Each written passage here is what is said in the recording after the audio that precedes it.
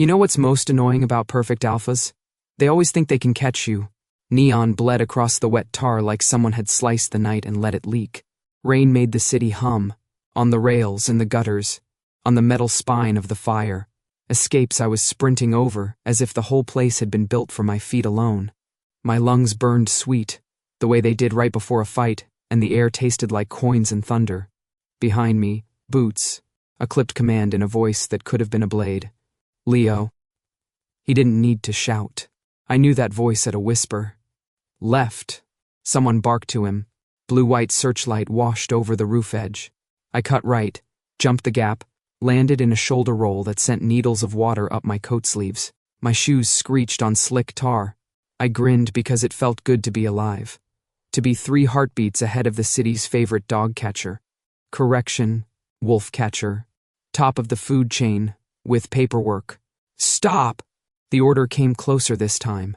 That officer baritone that made civilians freeze. He couldn't help it. Born and bred for command.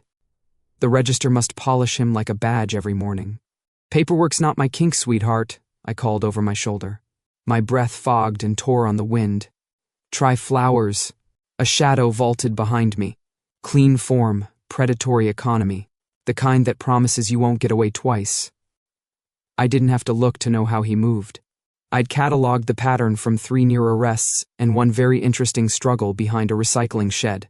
He was that kind of perfection, no wasted motion, as if gravity itself cooperated out of respect. Leo, quieter now, closer. Don't make me work for it? I slid under a rusted duct, skinned an elbow, swore, laughed. I would never. Rain came harder, tamburining on metal.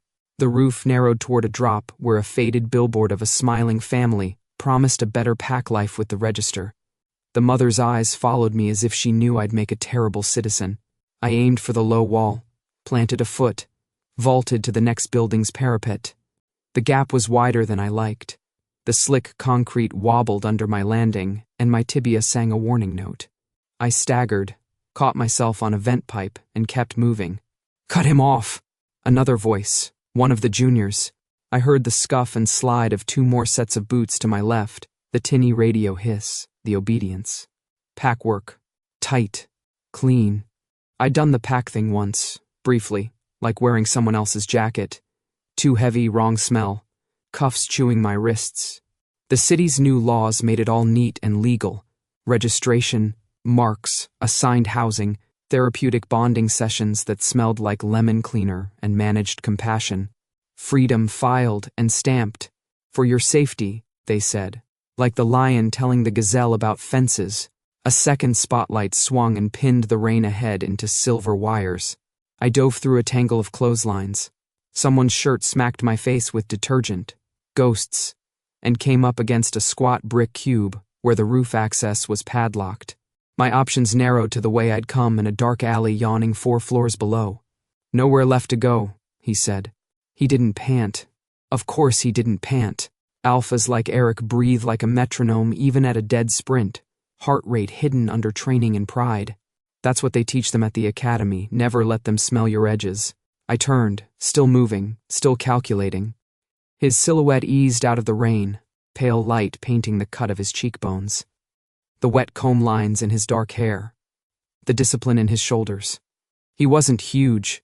He didn't need to be. Predators don't announce. They arrive and the world adjusts. Evening, officer, I said, because it annoyed him when I used his title. Did you miss me or my file? His mouth didn't quite smile. It folded into something complicated. The file doesn't run. Neither do I said, and lifted my hands, palms outward, fingers loose. The posture of a surrender if you didn't know me. He did. His eyes dipped to my wrists. Bare. No metal, no leather, no mark. Illegal in a city that loved legal things. It's late, Leo. He stepped closer. You're soaked. You're bleeding. I glanced down.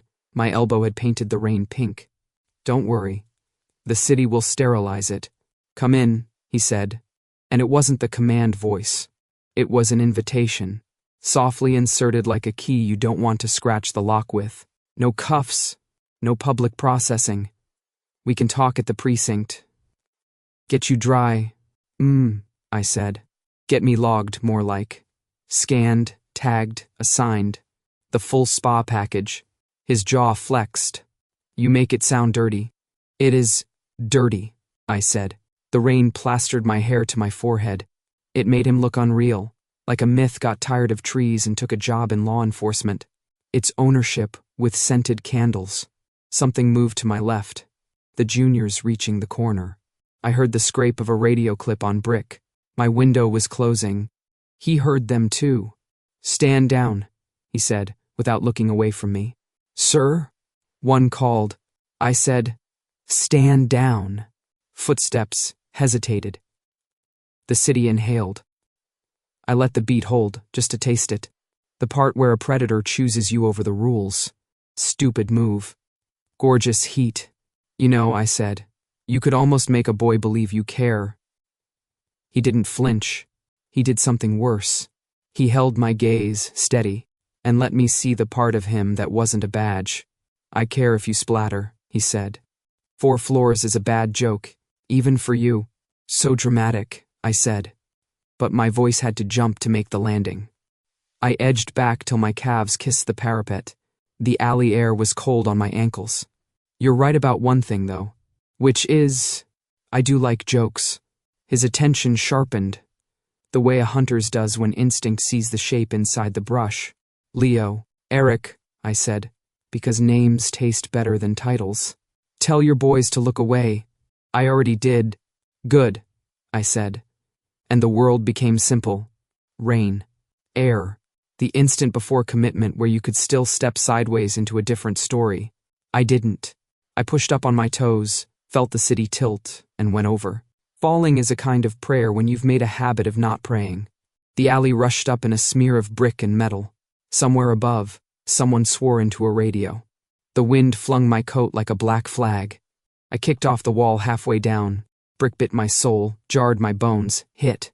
A rusted balcony with both hands. Let physics do the ugly arithmetic on my shoulders, swung, dropped to the next landing, slipped, caught an iron rail, and finally slammed into a dumpster lid that coughed up the smell of last week's noodles. Pain flared clean and immediate. My palms burned. My ribs complained as if I owed them rent. I lay there long enough to taste blood and rain and decide I was very much not dead. From above, Leo. A human voice with edges sanded off by worry. The juniors shouted, a clatter of boots, a rush for the interior stairs. I rolled off the dumpster, hit the wet ground, and ached my way to vertical like a man 70 years older than me. My knees trembled. My grin didn't. A tabby cat watched me from a milk crate, as if I'd borrowed one of its lives. Don't judge me, I told it. You know you'd jump too. The alley opened into a narrow street, lined with dented cars, and the kind of storefronts that wear their neon like cheap jewelry. 2 kids under a pizza awning watched me limp past with matching expressions of awe and poor decision-making. A bus hissed at the corner. The city, generous goddess that she is, offered me 3 exits and a lie. I picked the lie, casual, whistled, shoved my hands into my wet pockets like I'd planned this exact route, and the injuries were accessories. Leo, not shouted, spoken, and therefore more dangerous, from the mouth of the alley. He'd taken the stairs like a normal person while I played acrobat with my skeleton. He didn't run now. He simply walked into the rain and let it choose him. His tie was gone. His shirt clung. His hair obeyed no one anymore. He looked less like the register and more like a man who had just watched me fall 4 floors and hated that he couldn't will gravity into being kinder. You're getting predictable, I said, because it's important to salt the wound before it scabs. Next, you'll tell me to hydrate. Hydrate, he said. I barked a laugh that hurt my ribs. See? Perfect. Sirens approached from somewhere else, not ours. The bus groaned away. The juniors spilled onto the street too late, their faces sliding into that complicated expression you learn in uniform when the story has already happened without you. I gave them a neat bow that made my side scream. Gentlemen, stop. One tried again. Poor thing. I straightened, met Eric's eyes, and offered him something I shouldn't have. A real smile, small and crooked. He took it like he takes everything, without flinching. Catch me later, I said. I like our exercise. Leo. Officer, I said, and showed him the palm of my bleeding hand, as if I could bless him with something other than trouble. Then I stepped backward into the wash of neon and rain, turned, and let the city take me. Behind me, his voice threaded the weather. Not a command, not quite a plea. Just my name, spoken like a promise he'd be there when I landed the next time, too. I hated how warm that felt in a night this cold. I hated it almost as much as I loved it. Glass towers don't creak like old rooftops. They hum. They hum with power and air conditioning, with the smell of sterilized authority. I didn't have to be inside the register to picture it. I'd seen enough press photos to know the lobby was all marble veins and bioscanners disguised as art. They'd call it transparency, like a shark might call its teeth honesty. Somewhere on the 22nd floor, Officer Perfect was probably standing at attention, dripping rainwater, on a designer rug, while someone in a suit asked him how a low-class Omega kept slipping the net. I liked that mental image, the alpha with no cufflinks because he chased me through the night, jaw tight while the brass circled. Maybe you enjoy it, they'd say. Maybe you like the chase. I didn't need to hear the actual words. The register was predictable, like a bad TV show you hate watch. Every episode ended with me free and them annoyed, and somewhere in the background, Eric's voice going even quieter as he promised to bring him in. Like I was a parcel. My basement smelled like damp brick and fried onions from the diner upstairs. The single bulb threw a cone of gold over my mattress, and the pile of stolen newspapers I used as insulation. Water dripped in a slow rhythm from a pipe, the sound I'd trained myself to sleep to. Seth leaned against the wall, picking at the label of a soda bottle. He was a lean beta with eyes too wide for his face, the kind who collected rumors because they were cheaper than friends. You're limping, he said. I'm walking, I corrected, lowering myself onto the mattress. My ribs still hurt from the dumpster landing. It's an art. You're gonna run out of art supplies, Leo. Word is the register's making you priority one. That alpha, Eric.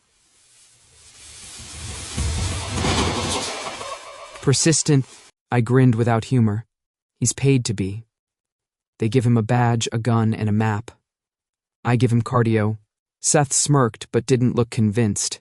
People talk. They say he's different. That he... Stop. I held up a hand. We're not doing the fairy tale where the hunter secretly wants to save the prey. He wants a clean record, not my happily ever after. Seth shrugged. Could be both. Could be you're bored. I snatched the soda out of his hand, took a long swig, hissed at the fizz.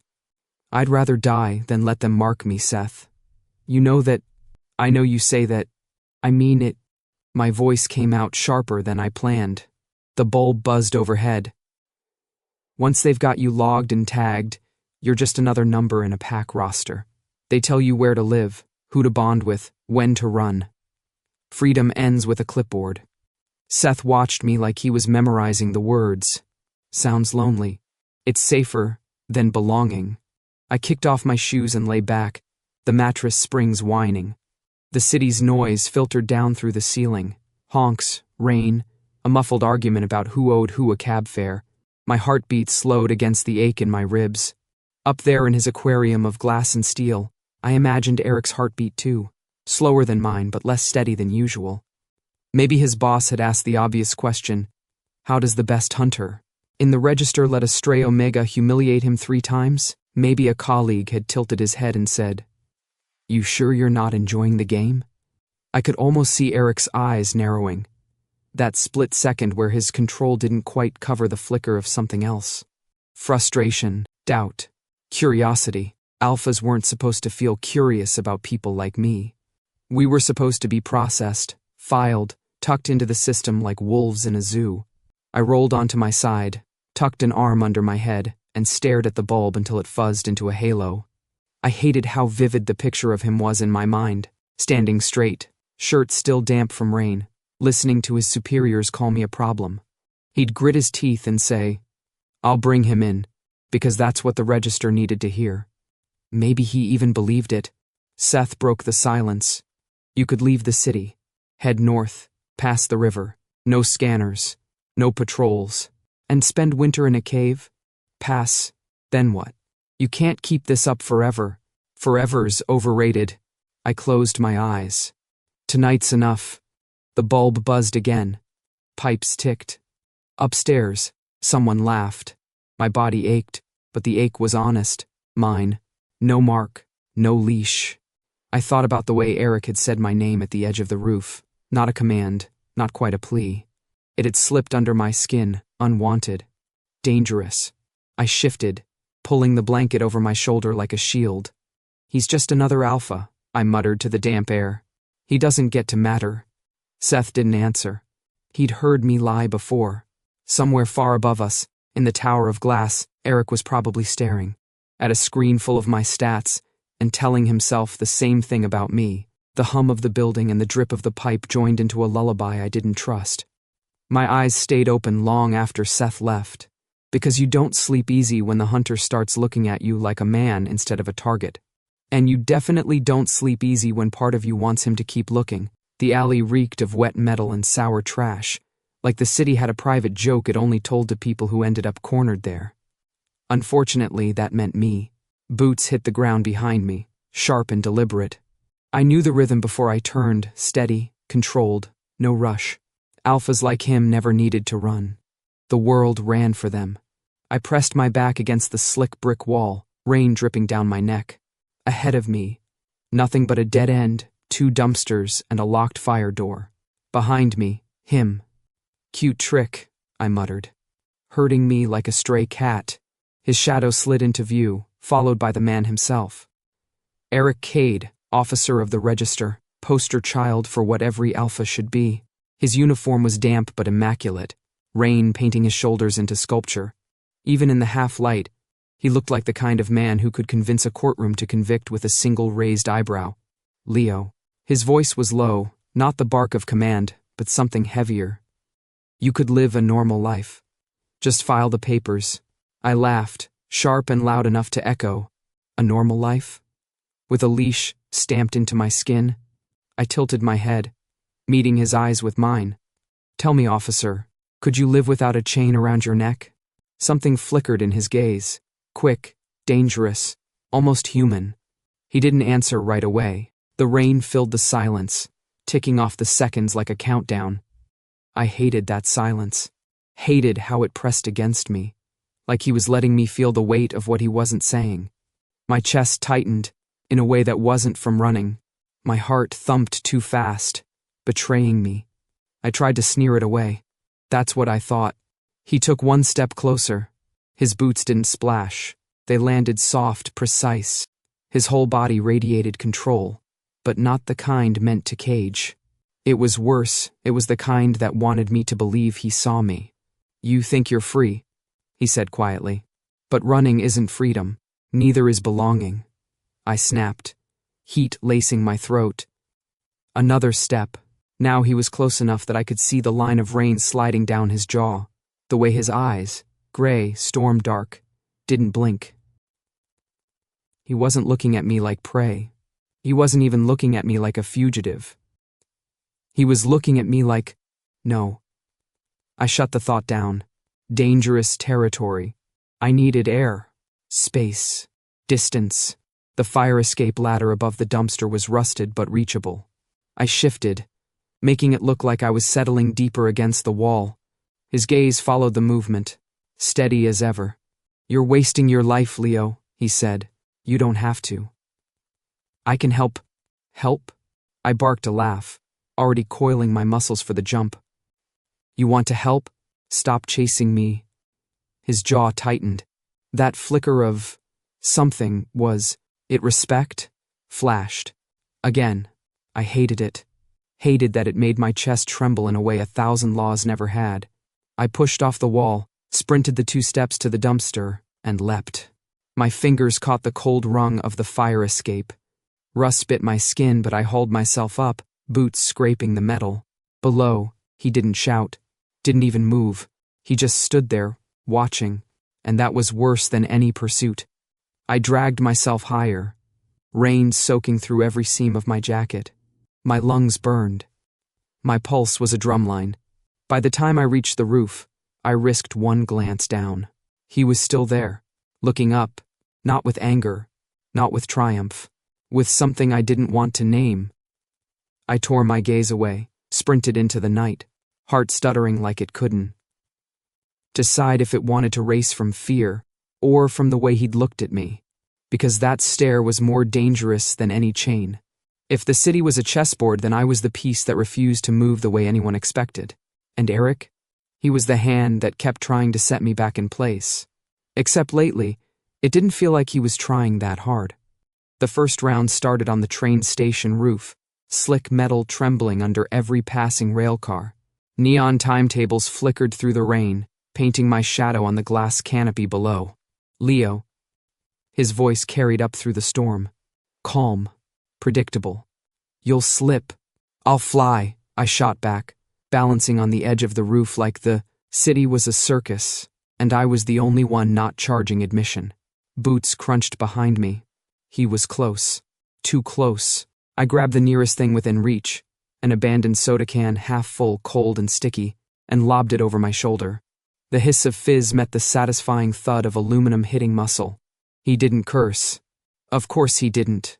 He just stopped, looked down at his damp shirt, and exhaled like I'd ruined his dry cleaning budget. You missed my head, he said. Next time, I grinned, vaulting off the roof onto the side ladder, ribs screaming at the landing.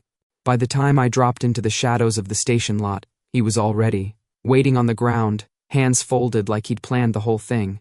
How? I started, then cut myself off. Stupid question. You're not the only one who can move fast, he said. I bolted anyway, because talking was always the first step to losing. The second round ended in a bar where the beer was flat, the music was cheap, and nobody asked questions.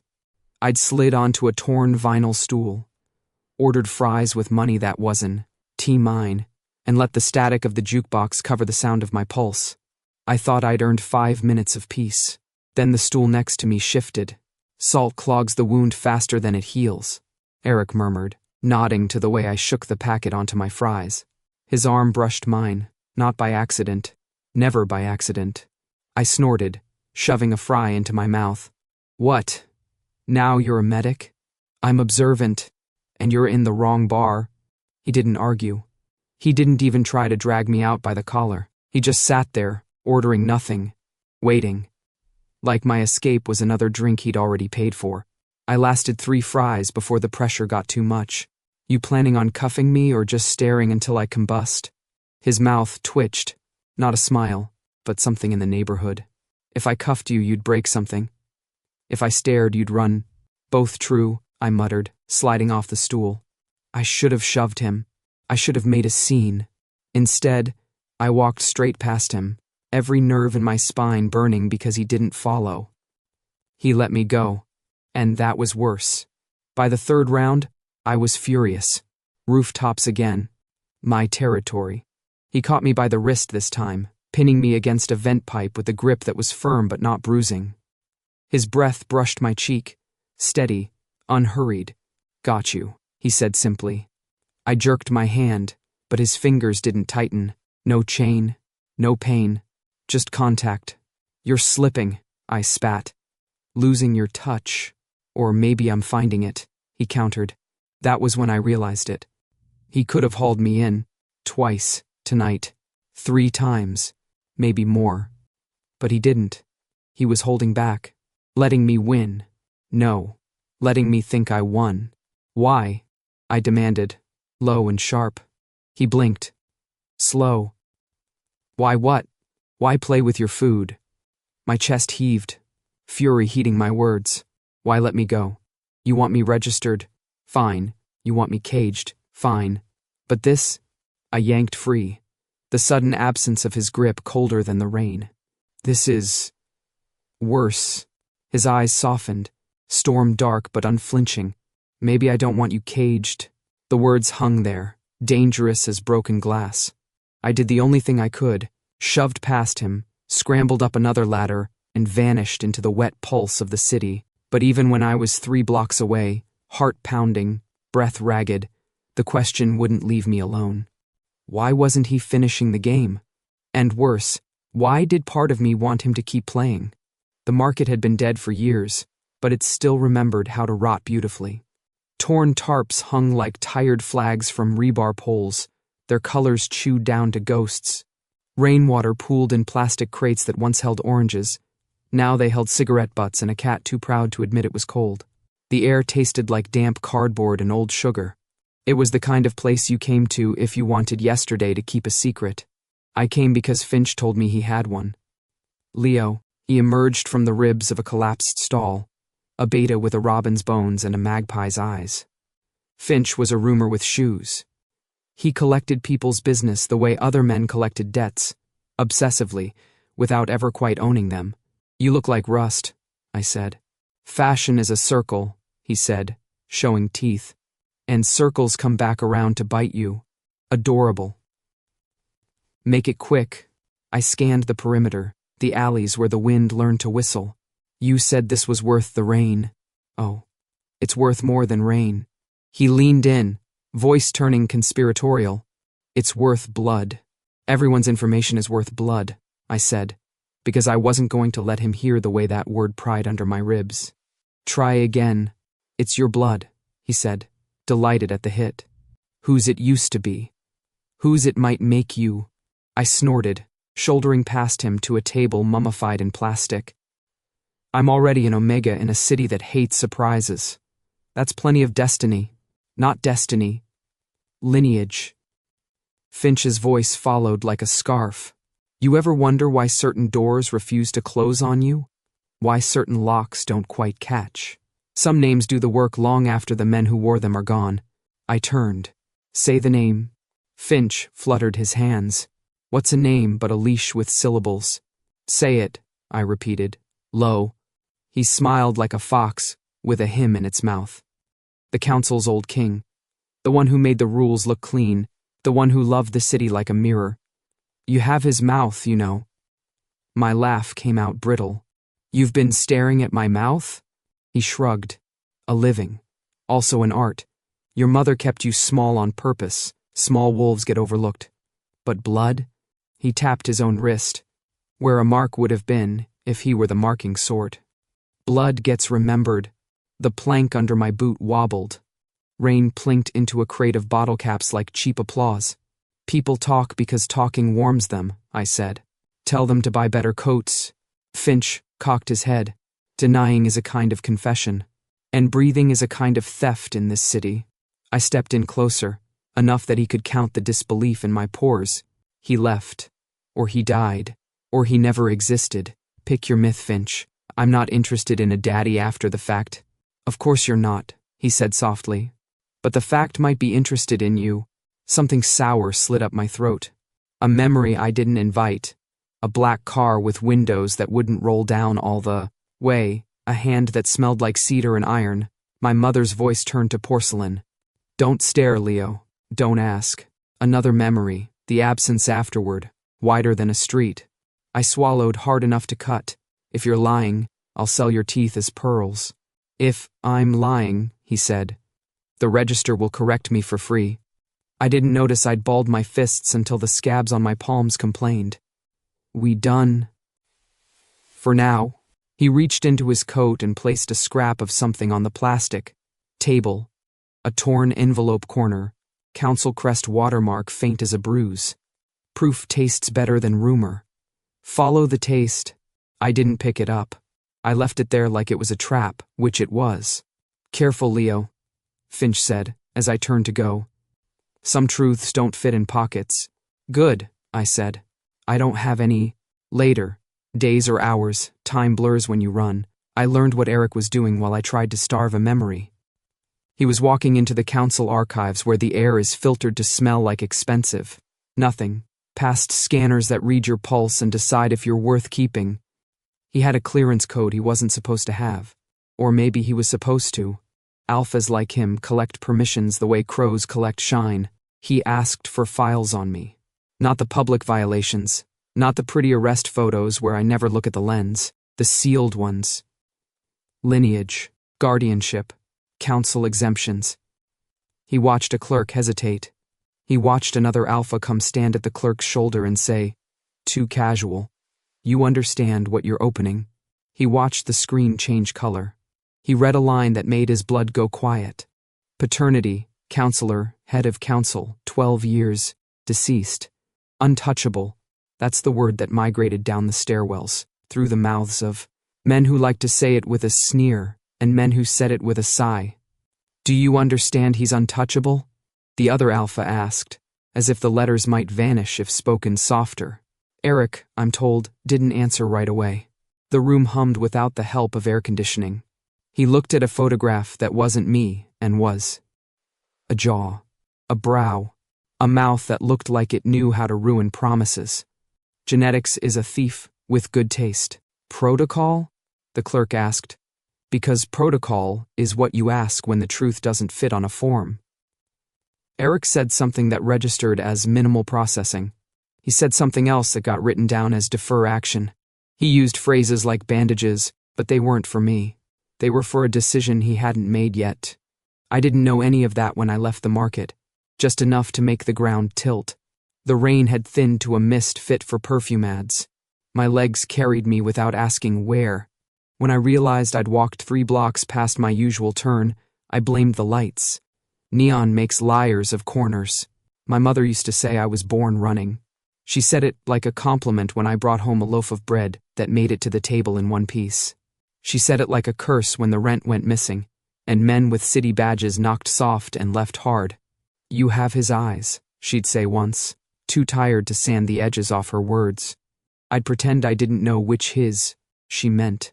I slid into a shadow between 2 shuttered shops and let the wall cool my back through my damp shirt. If Finch was right, then the register couldn't mark me, not officially. The law loved itself too much to contradict its bloodlines. A counselor's son, no matter how much mud you added to the story, meant headaches. Headlines and 1,000 lawyers shouting an expensive chorus. Untouchable. It sounded like a charm until you realized it works both ways. Can't be touched means can't be held. Can't belong. Untouchable is just lonely said by people who think Latin makes things kinder. I closed my eyes and saw Eric's face in the alley, the way he didn't look like a badge when he said my name. If he knew, if he had read the word stamped under my skin by a man I did not ask for, what would he do? Process me quietly as a favor? Walk away as a kindness? Protect me as a what? My ribs hurt when I laughed at myself. No one protects a rumor, I told the dark. Especially not the rumor that he's mine.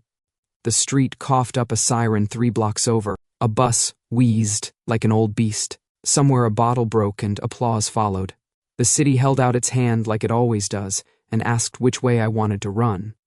I took 2 steps and stopped because the air shifted, the way it does when the sky changes its mind or a hunter chooses a different angle. Leo, the voice was careful, not close, not far. Rain carried it like a secret. I opened my eyes. Eric stood at the mouth of the block, tie gone, coat dark with weather. He looked like he'd come out here to find something and wasn't sure he liked what he'd brought back. Busy day at the office?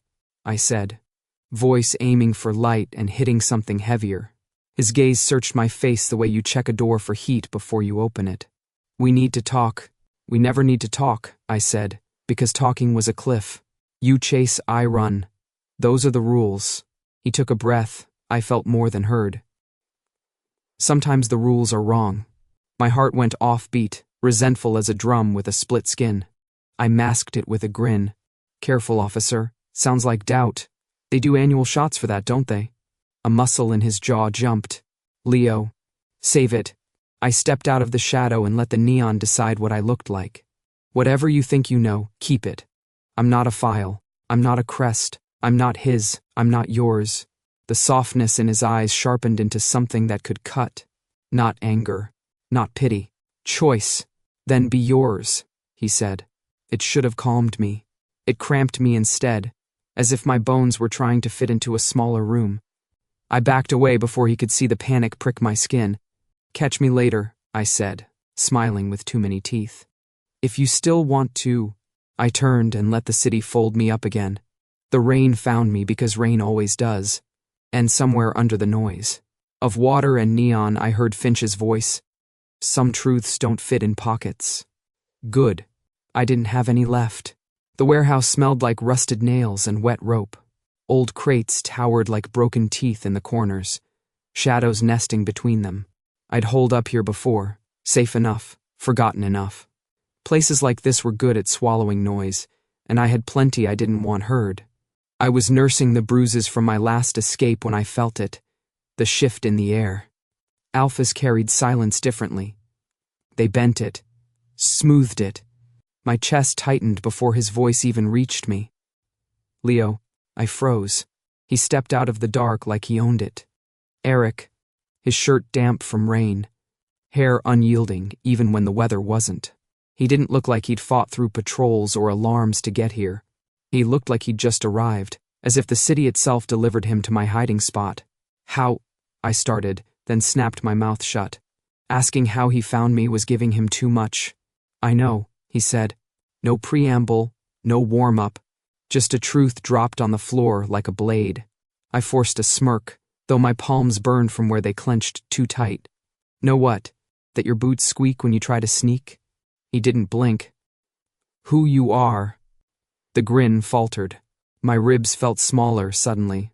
Congratulations. You cracked open the right file. Want a medal? He didn't move closer. He just stood there, the distance between us heavy with things unsaid. You're not just another unregistered Omega. You're... Don't. My voice was sharper than I meant. Don't say it out loud. The son of a council head. He finished anyway, soft but steady. And that makes you untouchable. For a second, the warehouse tilted. Finch's words, my mother's half-broken warnings, the cedar smell from memory. All of it snapped together like a lock I'd been trying to deny was there. I laughed, brittle. Untouchable? That's a fancy way of saying bastard. Eric's gaze didn't flinch. It means they can't mark you. They can't own you. They already tried, I spat. My whole life has been the attempt. Don't tell me I'm free just because of some dead man's blood. He let the silence hang, long enough that my heartbeat felt too loud against the walls.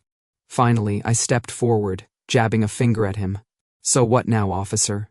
You found the big secret. You gonna drag me in, make your bosses proud? Get your name on a plaque for finally leashing the council's stray? His expression shifted. Not anger, not triumph, something quieter. No, the word rattled through me like a misfire. No? I don't want to catch you, Leo. His voice was steady, but there was heat under it, like he was working too hard to keep it calm. I want you to stop running. The fury came up before I could stop it. Stop. You think this is a game I play for fun? You think I run because I like the view from rooftops? I run because it's all I've ever had. Because the second I stop, somebody takes, and takes, and takes again. His eyes didn't leave mine. I'm not here to take... Then what? I snarled. To save me? To fix me? To... What, Eric? Stand there looking noble while you whisper things that sound like choices but feel like chains? His jaw tightened, but he didn't answer. Not with words. Just with that look, the one I hated more than the sirens and the paperwork and the whole damn register. The one that said he saw me. Not prey. Not property. Me. And it scared the hell out of me. I shoved past him, the crates scraping my shoulder. The rain outside was louder than his silence, easier to face. My feet hit the puddles hard, splashing mud up my legs, but I didn't care. I needed distance. I needed air that hadn't been touched by his words. Behind me. He didn't shout. He didn't chase. He let me go. That was the worst part. Because as much as I wanted to believe I hated him for finding me, for naming me, for putting the truth between us, like a loaded weapon, what I hated more was that when he said he didn't want to catch me, I almost believed him. Almost. And belief in this city was a sharper betrayal than any chain. The city was louder that night, like it knew something was coming. Sirens carried farther, streetlights burned harsher, even the neon seemed to glare instead of glow. I'd run across these rooftops 100 times, but tonight the wind felt different. Thicker, like it had been warned. The council had decided it was time. A raid, that was the word on the street, sharp and clinical. I didn't need Finch or Seth to confirm it. You can feel when the game changes. The air tastes like steel. The alleys tighten. The shadows stop being yours. And worse, I knew Eric would be there. The first wave came on the rooftops near Central Square. 4 alphas in formation, their boots pounding like war drums. They didn't bother hiding. They wanted me to know this was official, sanctioned, approved. I leapt across a narrow gap, pain biting through my ribs as I hit wrong on the landing. My knee buckled, fire shot up my leg, but I gritted my teeth and kept running. If pain was the price of freedom, I'd pay in installments. One of them shouted, "Cut him off!" "Already tried that," I yelled back, flipping them a salute over my shoulder. Guess training's not what it used to be. An arrow of searchlight pinned me for a second, my shadow blown huge against the brick. Bullets weren't their style, but nets, tasers, tranquilizers, those were.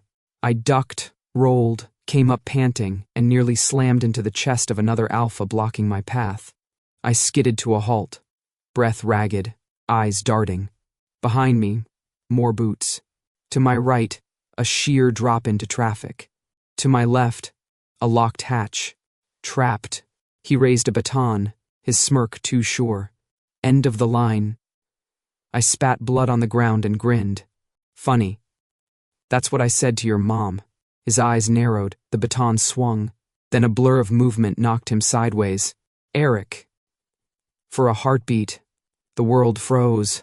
He stood between me and them, stance steady, shoulders squared, like a wall that had decided to move for me. The other alphas skidded to a stop on the gravel, shock flashing across their faces. Eric, one barked, "What the hell are you doing?" His answer was simple. Standing where I need to. That line shouldn't have shaken me as much as it did. But it did. The Baton Alpha pushed himself up, fury sparking in his eyes. Orders are clear. He's to be brought in. Tonight. Eric's gaze didn't waver. Not like this.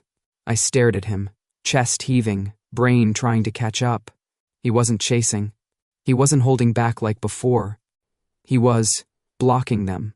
For me. Eric. One of them tried again, voice tight. "This is treason." "Treason," he said evenly, "isn't protecting someone from being butchered for politics." The fight broke anyway. That's the thing about orders. They're louder than doubts. 3 alphas lunged forward. Eric moved first. His strike was clean, efficient, not showy. This was a man trained to end fights, not start them. He dropped one with a hit to the throat, kicked another back into a wall. I staggered against a vent pipe, trying to process. Blood dripped from a cut on my temple. My knee screamed with every shift, but adrenaline drowned most of it. "Leo," Eric snapped. "Move. I thought you wanted me to stop running." I shot back, half laughing, half choking. He didn't answer, just shoved another attacker off me before their stun baton could land. His hand brushed mine in the chaos, grounding me for a second I didn't want.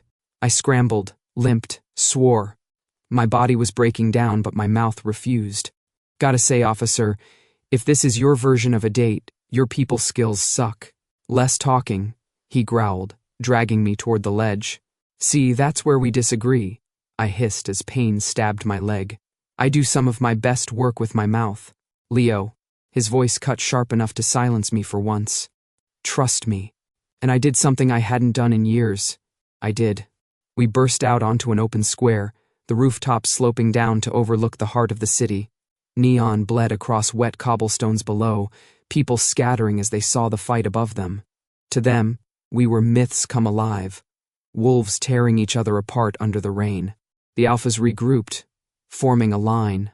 Eric pulled me behind him, shoulders broad, stance wide. "You can't keep him," their leader said.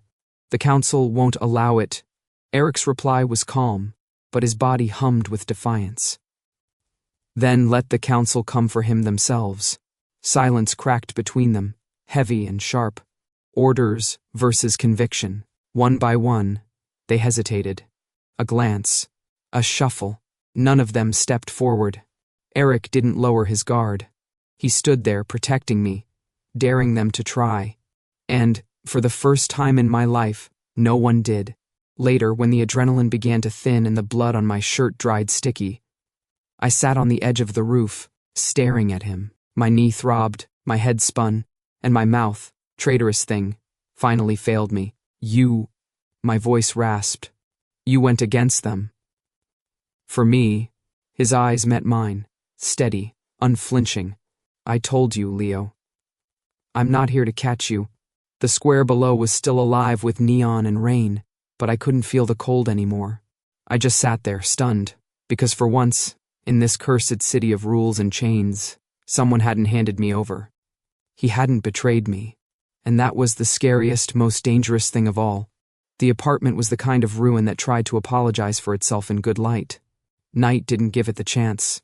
What the rain didn't claim, the years had. Peeled paint curling like old leaves, windows fogged with the breath of a dozen winters, a radiator that clanked intermittently as if remembering warmth from hearsay. Someone had once loved this place. You could tell by the stubborn way the curtain rod still gripped the wall and the faded oval on the floor where a rug used to be. I sat on a mattress that had definitely lost every argument it had ever had, wrapped in a blanket that shed lint like snow. My hands shook under the wool. I told myself it was the cold, the fight, the blood drying tight at my temple. It felt like something else. My mouth, which had gotten me out of so many cuffs, tried to work and found itself late to its own shift. Don't say it, I told the room, or the ghosts, or him. He didn't listen. Eric leaned in the doorway in a posture that said he'd chosen the least threatening angle and then subtracted 50%. No jacket, tie gone, sleeves pushed above his wrists the way people do when they mean to help without scaring anything fragile away. He didn't advance. He didn't retreat. He did what he'd done on the roof, stood where he needed to. If you're about to tell me I need stitches, I added, voice paper thin, know that I bite. I already know that, he said. And it should not have been funny. It landed as almost gentle. We were both soaked. I had the decency to shiver. He had the audacity not to. Alphas and their thermostats. I tugged the blanket tighter, as if it might hold me together. Nice decor, he said, eyes moving once around the room and then back to me, as if the walls were less important than whether I was going to bolt. You always pick places with character? I pick places no one wants, I said. It's a hobby. Could call it a skill. Could call it a diagnosis. The words came out harsher than I meant. My fingers flexed under the blanket and betrayed the tremor I'd been trying to pretend I didn't have. Before you try, don't drag me to a clinic. Don't call your people. Don't paperwork me. Okay, he said simply. I blinked. Okay, what? Okay, I won't do any of that. A laugh scraped my throat. You're very agreeable for law enforcement. He leaned his shoulder to the frame, rain ticking in the hall beyond him. I'm not here as law enforcement. Then, as what? I asked, because the question had been circling like a hawk all night, and I was tired of pretending I didn't hear the wing beats. He didn't rush the answer. He let the silence be a thing we shared instead of a weapon. As someone who meant what he said, the blanket felt suddenly too loud against my skin. Which part? He met my eyes. In them. Storm, steadiness, the kind of attention that doesn't mistake you for a form to be filled. I don't want to catch you, Leo. I want you to stop running. I flinched. Even braced, I flinched. The words were soft, and they hit like a fall. You say that like it's a choice, like I can just stop. Like a bad habit. Like biting my nails. Like... My voice tripped, disgusted with itself. You don't know what it costs. I know some of it, he said. His gaze flicked, not to the wounds, but to the spaces around them. And I know there's a cost to running too. You offering to pay? It was a snarl by habit, a plea by accident. If you'll let me, he said. My laugh was uglier this time, enough to sting my ribs. That's rich. The man with the badge wants to bankroll the stray. Is this charity, penance, a kink I haven't heard of? None of those.